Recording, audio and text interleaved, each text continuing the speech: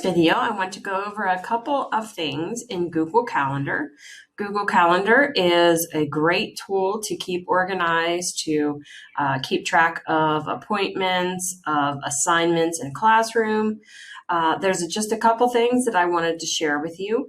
First, if you did not know already, you can change your view. So for right now, I'm looking at a week, so I can see Sunday through Saturday. You can do by day. So if you do have a lot of events on your calendar, it might be easier to see it by day. You can do it by week, like I just had it. You can do it by the month, and you still can see those activities. And if you need to open up more, you can. So you'll see that. You can do it by your schedule. And then you can do it by 4 days. So it makes it a little easier to see, but it's not a week. To create an event, I'm going to take it back to the day. To create an event, there's two different ways you can do it. One, you can press the create button, and it gives you a little bit of the options, but you might want to go to more options.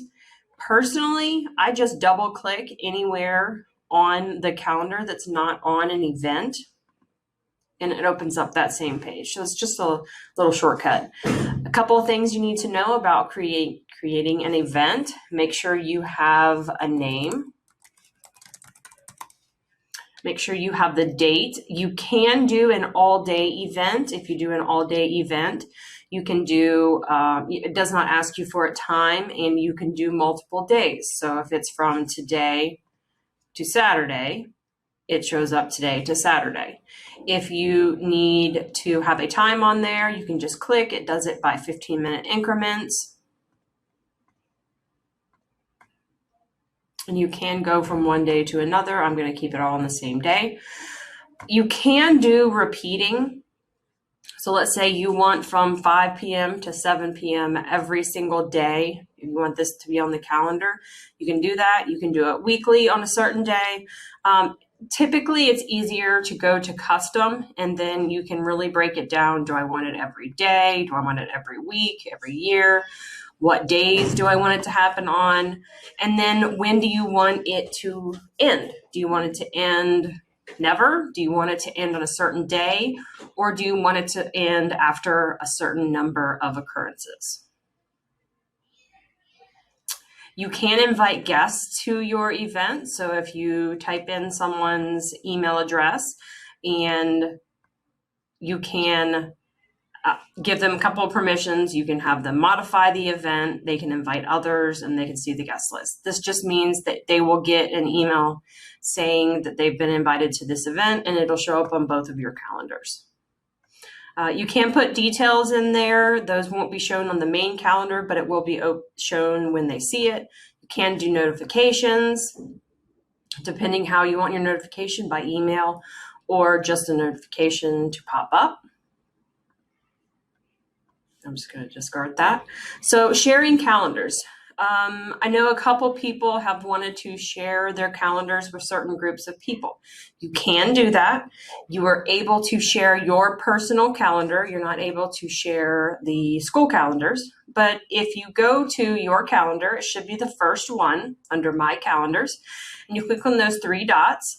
You're going to go to Settings and Sharing. And then there's a couple things you can do. One, you can make this open to the public. That means anyone who has the link can see it. You can make it available to anyone at CFA that has the link. You can also, and here's the link right here. So you would just copy this link and share it with those certain people. You can also share with certain people. So let's say you only want one person to be able to see it, or if you want one group. So if I just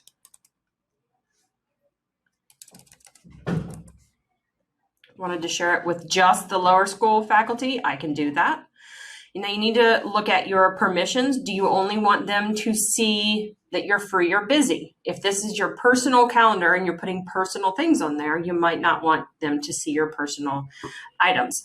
If you want them to see everything, you would select see all event details. If you want them to be able to edit your calendar, you can do that. And if you want them to be able to make changes and add people, you can do that. I would not recommend these two right here. If for some reason you need a calendar, like a resource calendar, let's say for a room, something like that, put in a ticket to technology and we can create a resource calendar for you. We don't like for people to create random calendars, because if that person ends up leaving the school, that calendar will no longer be usable. So if it's owned by the division, we can still use that calendar.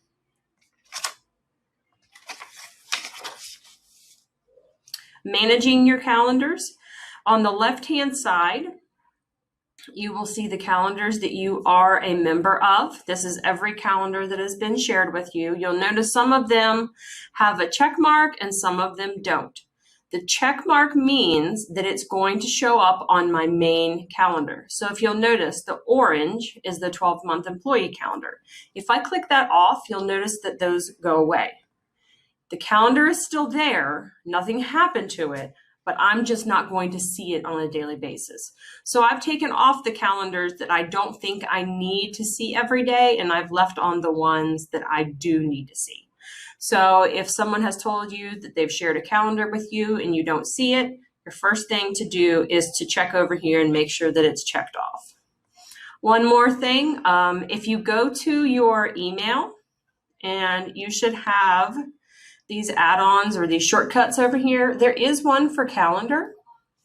If you click on that, you will see your calendar for today, and you can switch from day to day. So it's an easy way of seeing your calendar without actually having to go to your calendar page. I hope this video helps, and if you have any other questions or you need any other help with your calendar, let me know. Put in a ticket and I will help you in any way.